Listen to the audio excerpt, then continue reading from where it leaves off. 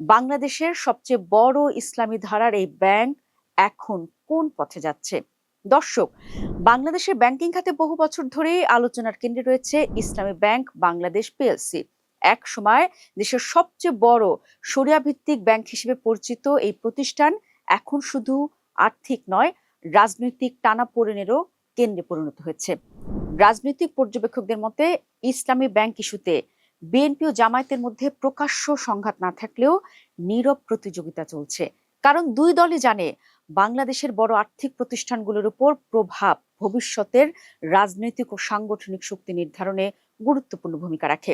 ফলে প্রশ্ন উঠছে, ইসলামী ব্যাংক কি এখন শুধু একটি আর্থিক প্রতিষ্ঠান, নাকি এটি রাজনৈতিক প্রভাবেরও বড় ক্ষেত্র? মূল ঝামেলার সূত্রপাতই বা কোথায়?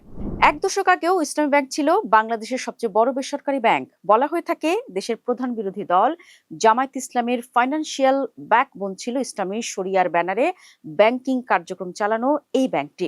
এক দশক আগে ব্যাংকটির অন্যতম বড় গ্রাহক এস আলম গ্রুপ তৎকালীন আওয়ামী লীগ সরকারের প্রত্যক্ষ মদদে জোর জবরদস্তি করে এর ব্যবস্থাপনার নিয়ন্ত্রণ নেয়, ভাগ নেয় মালিকানারও। দেশের অন্যতম প্রধান দৈনিক প্রথম আলোর খবরে বলা হয়েছে, সামরিক গোয়েন্দা সংস্থা ডিজিএফআই এর প্রধানের উপস্থিতিতে ব্যাংকটির হোস্টাইল টেক ওভার করে এস আলম গ্রুপ।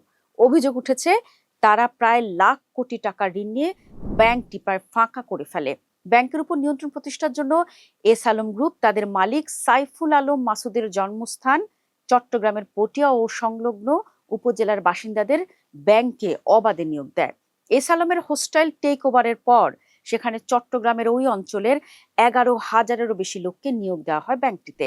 2024 সালের 5ই আগস্ট এস আলমের পৃষ্ঠপোষক আওয়ামী লীগ সরকারের গণ অভ্যুত্থানে পতন ঘটলে গণেশ উল্টে যায় ইসলামী ব্যাংকেও।